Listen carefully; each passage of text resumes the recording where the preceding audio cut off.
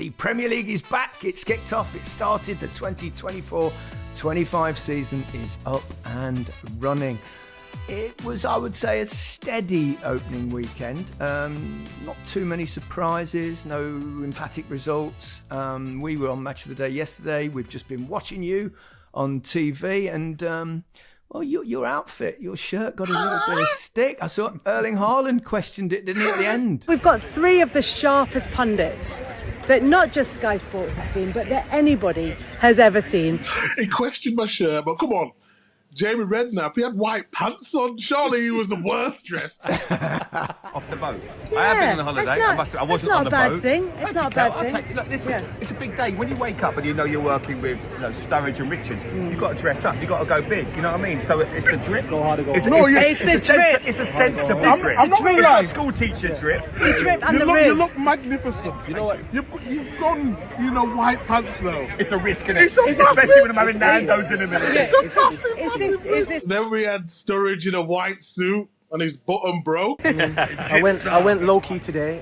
You're too hot. No, For I'm a not. start. No. You're too hot. Look, you can't see any. You've overcooked it. There's no sweat residue on my forehead, by the way. If you get flames emojis, nobody's going to be quite sure what it's for. Yeah. Well, basically what Meeks just said. Obviously, it could be the sweat now. This is Tom Brown. Obviously, the Axel Avogato joints. I love these. Yeah. So that's about it. I thought I just went with a classic, Prada shirt. I thought I was looking smart, change it up this season a little bit. If you want to do a bit more, if you want to do a bit more red carpet, you've got to say, who are you wearing? Okay, I'm wearing, obviously you can see the badge. Yeah, yes, look at so I'll this. just give it a little, Yeah. yes. I'm actually Have you wearing got a deal with them yet, Mike? No, I haven't. Still waiting He for stole my it. favourite brand. So I know. I couldn't wear it because he stole my favourite brand. Sweeney pants, Sweeney yeah. dog pants. And then we had to go with I don't want to zoom in on Bang! Micah. Burberry's. We saw that. We saw the Daniel Sturridge is like half and half, wasn't it? Did it look like grey on one side and white on the other? It's amazing. Anyway, we should talk football rather than probably fashion. What do we make of the opening weekend generally, Alan? We were together all day yesterday. Micah, we know can't. Hang on a minute though, Micah. You was telling us you can't work 2 days running. What about that shit? We saw you working. No.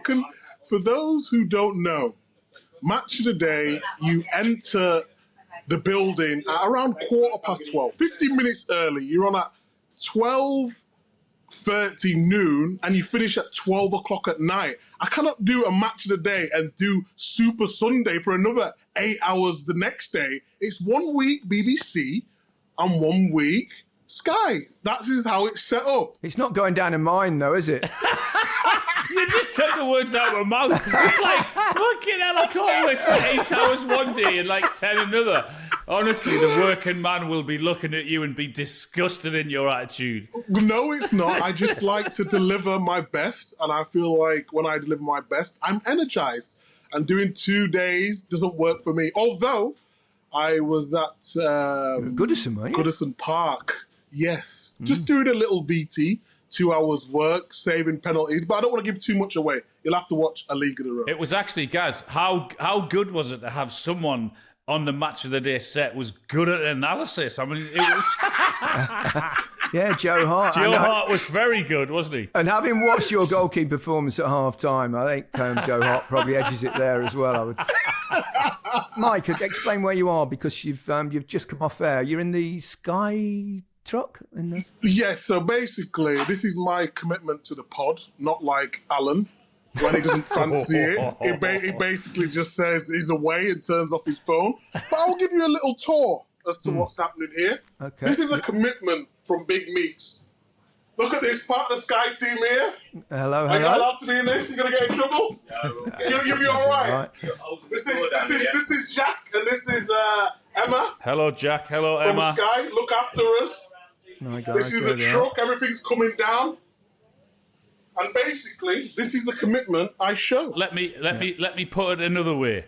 We got a text this morning, didn't we, guys, to say, sorry, guys, I'm not able to make this evening because I've got somewhere to go and I forgot about it. That's the commitment. That's why you're doing it, because you got that much shit. Can I just explain myself before we move on? Basically, I got a text about a dinner a while ago. I put it in my calendar, but I didn't clicked the correct colour. So it wasn't shown on my camera. So when producer Harry got in touch a couple of days ago saying we're still all right, so I said, yes, no problem. Forgetting that we had a dinner at 8 o'clock, so I'm going to be late for the dinner because of you two bellends. Well, that's good anyway. So we better get cracking. We don't want to make you too late for your dinner.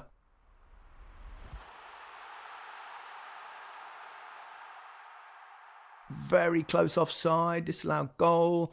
Edison made a couple of good saves. Manchester City, I suppose, if there is a time to play City, the opening day is probably as good as any after major competitions, international competitions. But I thought Chelsea did okay. Yeah, I would pretty much agree. I think in terms of the setup, I think in midfield with Lavia, Caicedo and Fernandes, I was wondering how that was going to work. Obviously, they wanted an extra man in midfield for a little bit of steel. Cole Palmer off the right and Kunku off the left, and then Jackson up front.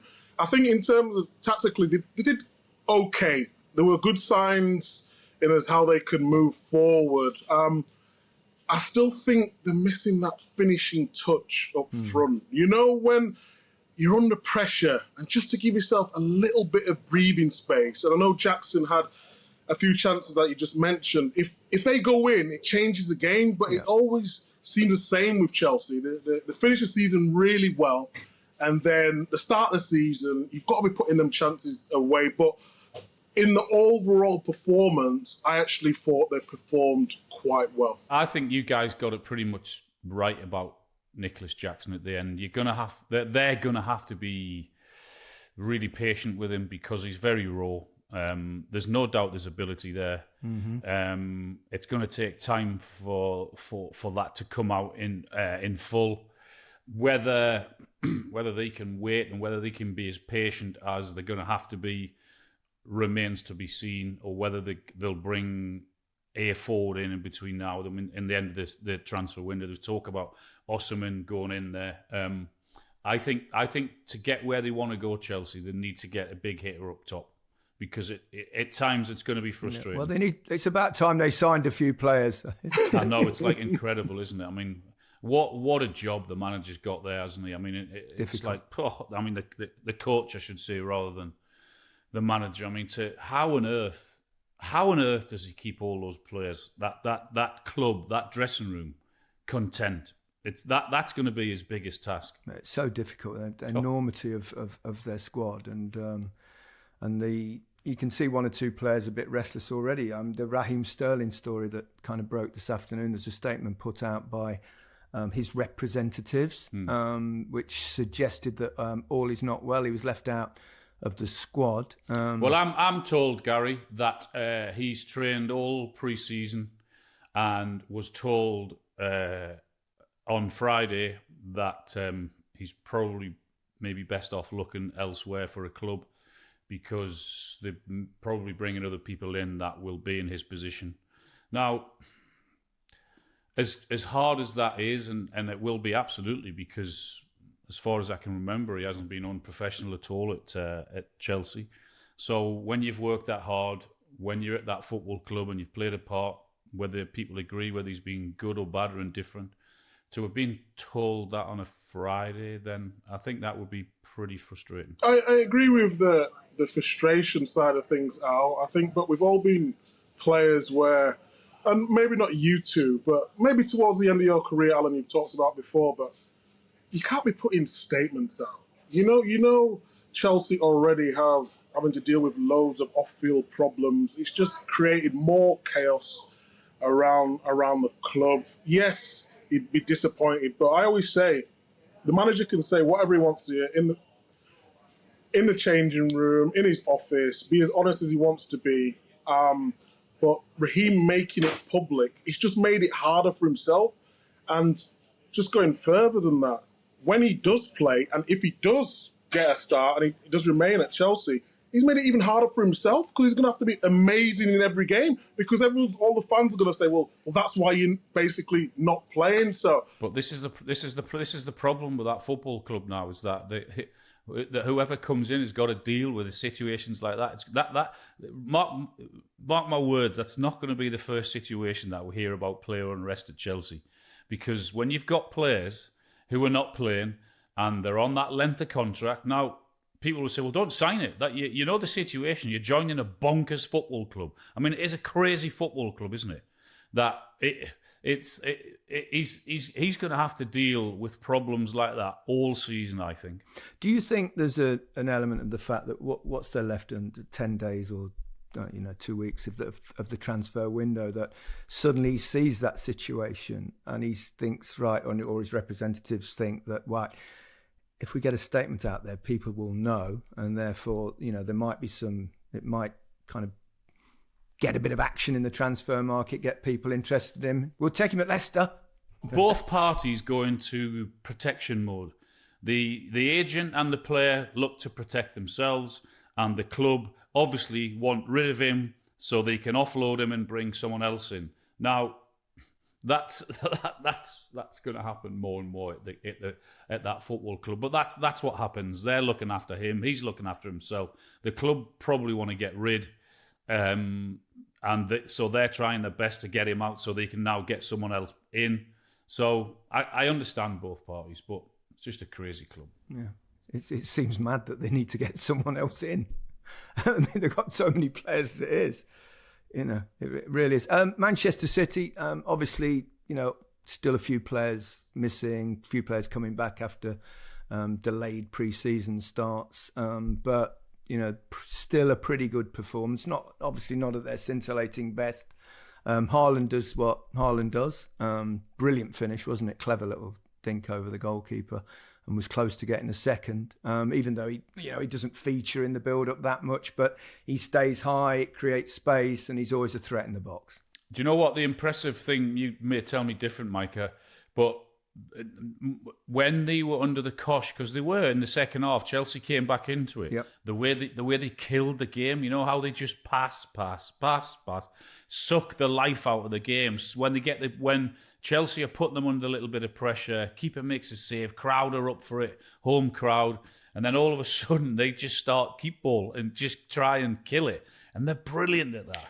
That was exactly it, Al. You've hit the nail on the head there in terms of positioning wise, and it's not like Chelsea weren't trying to press them. There was at times, but I think the position tactically from Rico Lewis today, the way he was coming inside, and we've spoken about him doing that before, but in terms of the way Chelsea wanted to press, Nkunku didn't know what to do and where to go and when to go. And Man City just said, okay, no problem, you come out to us, and then Haaland's going to keep us high. You press us, and we'll just pass around you. And Man City are the best of that. Normally, Man City start quite slow, but after watching that performance, they're sort of in second gear, and they're winning 2-0 away from home against a team full of, should be top players in Chelsea. So it's looking good for them. They're only going to get better now, Man City. Rico Lewis and Kovacic were the pick of the bunch for me. I thought those Correct. two were brilliant. They were. Yeah, I totally agree. Great start for Manchester City. Lots of games to get through.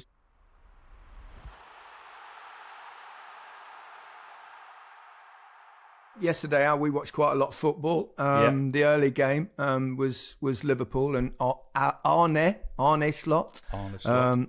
Not Arnie, Arne, apparently. Good start for him. I mean, the first half, I thought, as you pointed out, how well Ipswich pressed and how high they played and how brave they played.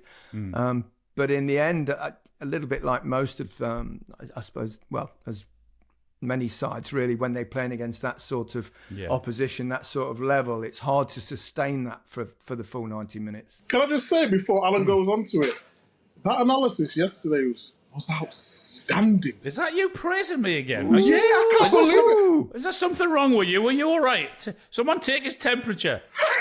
Well, it is hot in here. Honestly, there's no aircon. It's hot in here. I was thinking, not that, obviously you set a standard, BBC #1 pundit for a reason, but in terms of explaining that to a new audience, the difference between maybe the Championship and the Premier League, where you can be really good for 60 minutes, but then this is what they did different. Talked about Trent on the ball and going inside. I just thought it was very good. Yeah, I just think with the crowd and with all the optimism and everything else, because they haven't been in the top league for 22 years, they were always going to come out fighting and scrapping and pressing and everything like that in the first half. And Liverpool didn't play that well. I thought Ipswich were the better team. But to be fair to the new manager at Liverpool, he made a brave substitution, took Quansah off and Konate on, which then they could go basically 1-for-1 at the back because they had maybe a little bit more pace.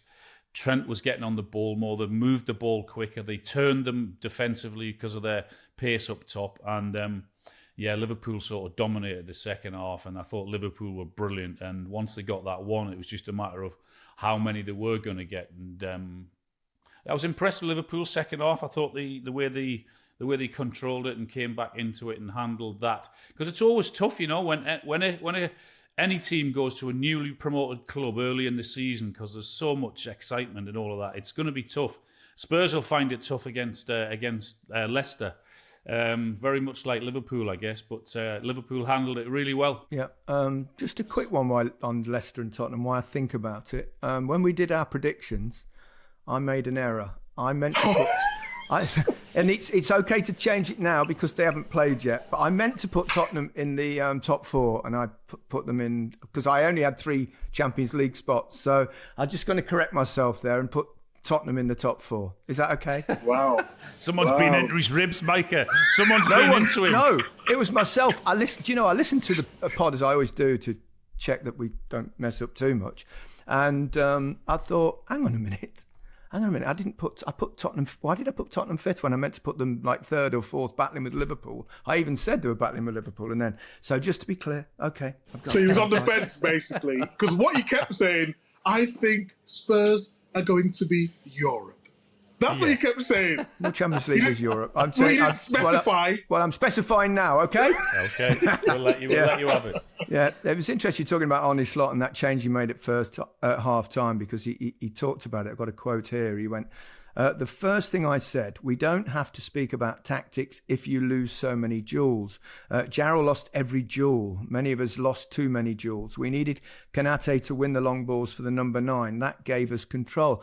Now that speaking out publicly about, a player's performance is not something that you would have ever heard, I don't think, from Jurgen Klopp. So there's already a slight difference there. I'm always slightly nervous when managers or coaches are publicly critical of their players. So, but if that's his style, it wasn't an experienced player, though, was it? It was correct, Alan. I just wonder whether he, not so sure he would have done that with an experienced player. It's easier to do it with a younger player than it is a big hitter. But that's why it's worth pointing out that he did. Yeah. To be fair, it worked. The decision worked. But yeah, I thought that as well, Gaz, when he said that. Yeah, I have to say, I still love watching Trent Alexander-Arnold. Oh, I mean, he's a joy. How can there not be a place for him in the national side? Maybe there will be in the future. He's just so good. Well, there was. He played the first 2 games in midfield and centre and midfield. Yeah, but nobody. They were. It just didn't work, did it? The way they were playing the system. He was so deep, and it was nothing to hit, and it was.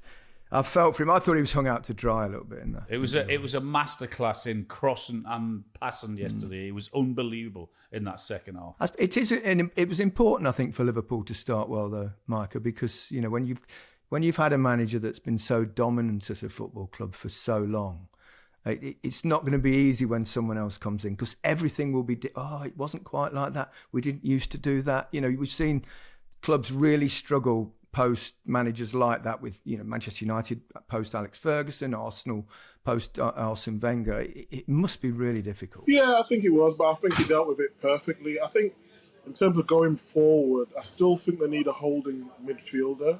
Having Gravenberch in there with McAllister and Szoboszlai, all very good players, but I feel at times Ipswich got in a little bit too easy against the top teams. They maybe have been punished, but in terms of the start, in terms of making big changes, bringing off Quansah, he set his stall out, and that's all, I think the fans wanted. Obviously, Klopp is an absolute legend of the game, hero certainly in Liverpool. But for the manager, how do you pronounce his name? So I'll get it right. Arne Slot. Arne. It's probably Slot because it's Slot. probably Slot because they pronounce everything like that. I think he's made a real positive start. Yeah, Slot was the first new incoming manager to win their first league game this century. So good start for Liverpool. And I suppose in many ways, it was always going to be massively difficult for Ipswich, when you come up. But I think they can take something out of that game. The fact that they were so competitive with one of the best sides in the country for certainly the first half anyway. Yeah, they got a nice easy game, haven't they? The next game they got Man City. Yes. So it's nice to get two out the way. Oh goodness me! You get two out the way before you feel your way in. Yeah, I mean he has his way of playing, and I listened to his interview after the game, and he said he was proud of his play, particularly the first half. And yeah, I mean he's not going to change. That's the way it is. But I'll be interested to see what happens next week, whether he tries to shore it up a little bit going away to Manchester City.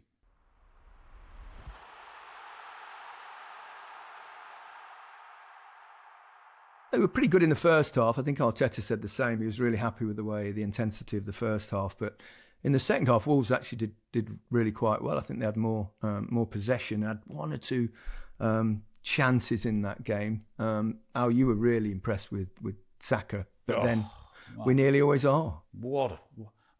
What a player, man! I mean, the cross in for Havertz's goal, then he's finished the way he moved it. I mean, I can't think of any of the words that we haven't used for him already. He's just bloody outstanding, isn't he? He's an amazing player. But yeah, that game, Arsenal were comfortable first half, but that game, I mean, the keeper made an unbelievable save, didn't he? At 1-0. If that goes in, it could be a different story. But then they go on and get the second one, and it was a bit of a comfortable start for them, but it could have been very different. While you're on the subject of the goalkeeper, I thought, Joe Hart made his debut on Match of the Day last night. I don't know whether you saw it, Micah, but yeah, I watched. Yeah. I thought he was and he did brilliant. The Arsenal one, and I thought it was really good the way he talked about a goalkeeper who doesn't have much to do and the technical aspects of the save. And I thought it was interesting to get a kind of perspective from a goalkeeper, because there are not, we've worked with Shay Given, who equally is really good to explain things to, because goalkeeping it's almost a different sport to what the rest of us are playing. So they live in their own little world.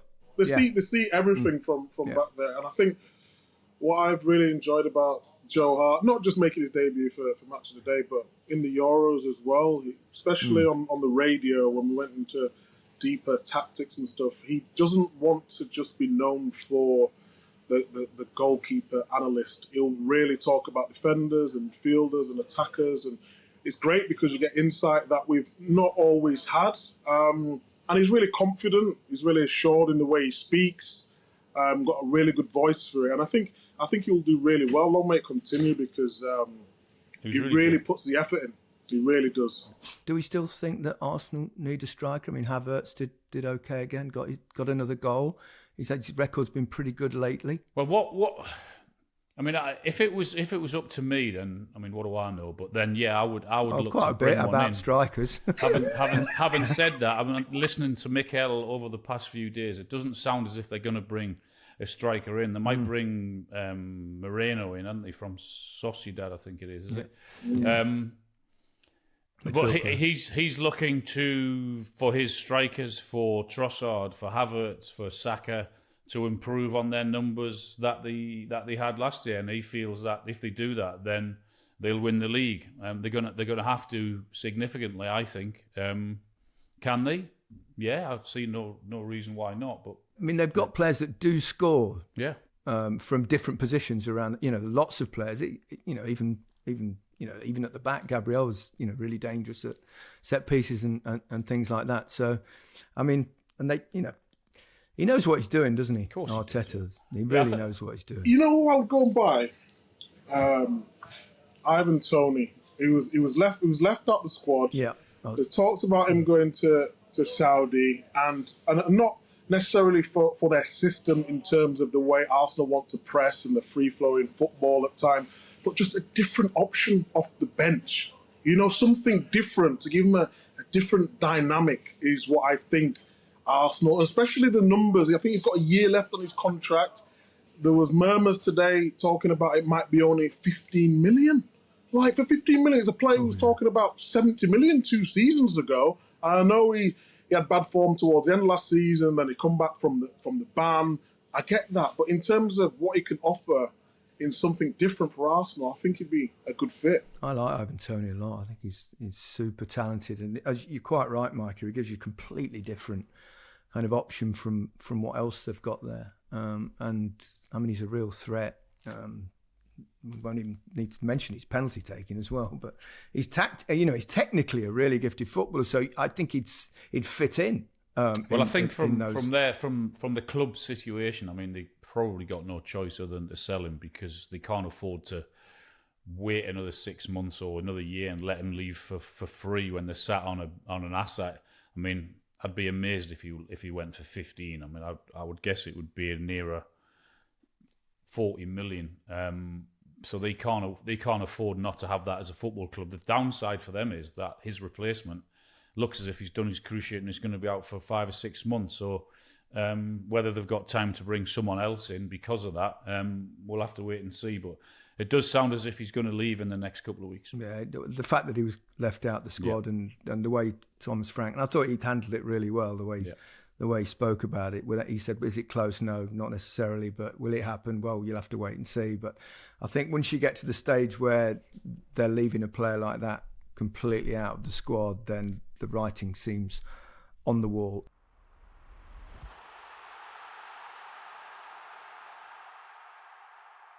I think one of the, not necessarily surprise results, although it was quite surprising, was Brighton's performance at Everton. Obviously, a new manager in charge there as well. He's only 31 years old. It was quite the start, wasn't it? You were there, Micah? Yeah, I was at the game. I thought actually Everton did quite well in certain parts of the game. Early on in the game, and then it's the same thing with Everton. The crowd was electric again. Couple of chances in the first half, they don't bury them, and then they just get punished. And that just seems to be the theme for Everton all the time. And they can't keep riding their luck. They've got. We think Everton will stay up because they've got a good manager and they're set up really well. But when Ashley Young got sent off with a red card, it was just going to be how many. And I was really impressed with Brighton, the way they capitalised on that, because a lot of teams would have maybe just kept the ball, but they wanted more and more, and they got the fourth as well, which was disallowed offside, I believe. And I had Adingra in my fantasy football, so I'm even more chuffed. Yeah, we liked him. We talked about him early last season. He's really good. And Matoma's back scoring goals again. So a great start for Fabian Hurzeler. I hope I'm saying that right. I mean, wow, Premier League manager at 31. I mean, did you see the picture though with him and Milner? Milner 38, the manager 31. He's mad, isn't it? Yeah, wow, it really is. But it looks like, I mean, they're very canny, aren't they, Brighton? That they do seem to get it right. Obviously, the manager left it last season. It all got a little bit untidy at the end, but they've come in with someone that is very young and probably plays a similar kind of manner, front foot football, same as De Zerbi in many ways. So I have to wait and see how they go. But great start. Yeah, Sean Dyche wasn't happy with the overturning of the penalty that they got, but I think it was right, wasn't it? It was right. Yeah, it was the right decision. I mean, you could see that Calvert-Lewin stood on Dunk's leg rather than the other way around, doesn't he? I mean, I could understand why the ref gave it, but I thought VAR worked well on that occasion. And I mean, I understand Sean and his anger and everything else in the heat of the moment, but that wasn't a penalty.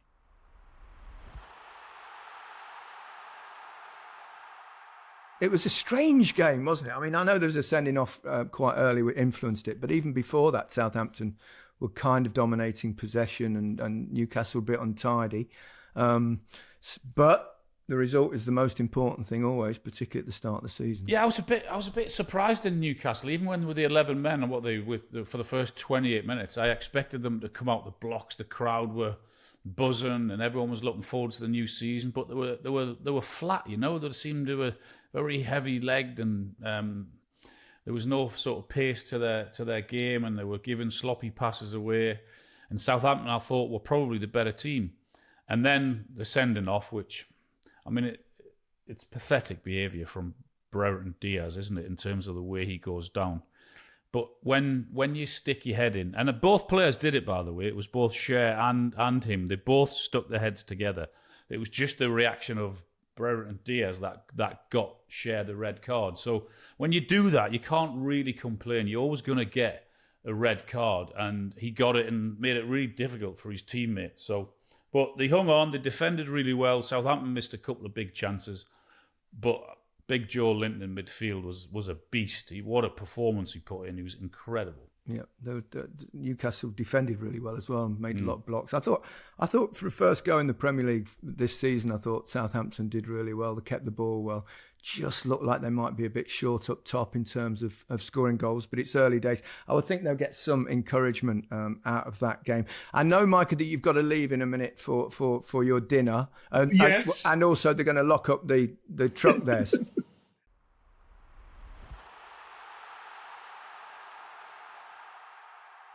We've got to talk about the Eze decision. I mean, he's just messed up. He's gone too early with his whistle, and VAR didn't have the chance to overturn it, which I'm sure they would. Yeah, I felt a little bit sorry for the ref, because he knows he's made a mistake. But it was his first Premier League game, made a massive rig, a blunder, a howler, whatever you want to call it. But I think for his experience, it's just take your time. You've got VAR there as worst case if you need it, and even the foul, it was a 50-50. It wasn't really a foul in my opinion. No, it wasn't. They just blew together. the whistle before the ball went in, and it's a massive learning curve. But I think if you're a Palace fan, you're thinking it's not good enough. After all the referees want to talk about at the start of the season, how everything's going to be better, and then the first game of the season, that happens. It's just not good enough. But he is human. He is human. But what? Go on. It's he scored one of the best goals he's ever going to score, and it's like chalked off for that. It's like, oh my word. Yeah, I mean, you're right. Just don't get involved straight away. Let it go for a second or two, and then see what happens. He just came in far too early. Yeah, I felt sorry for the referee, but I felt more sorry for Eze. I know. What a talent! But Brentford won. Our newfound friend Thomas Frank. Great start to get that. Obviously a bit fortunate because not only did that, the disallowed goal, but then 2 minutes later they go and score at the other end. It's just amazing how things can turn in a football match. Have you texted your friend, Mike? I was listening to you on TV saying you've got his number and you've been texting him and this, that, and the other. We're friends and all that. We're just, sharing messages. What a schmoozer. Good luck for the season and all that. Was that what you were like that in the... Thomas, can I have your number in the Junior Euros, please, just in case we need any information? He's invited me down to the training ground and all that. This is how you get the interviews. I love it. What's that on your bottom? Well, we know you can't work too many hours, Micah, so we better call this episode a day. I was going to actually mention the moment of the week, which we always do, obviously, on our Monday episodes, I reckon James Milner, 38 years old, the first player to play in 23 Premier League seasons. It's unbelievable. 7 years older than his manager. Absolutely fantastic. Brilliant way to finish. Micah, have a great night. Alan, you too, whatever you're up to. And I'm going to go to bed. I'm tired. Got in really late last night. Off did match of the day. So goodbye from me. Goodbye from me. Goodbye from me. Have a great week, everyone.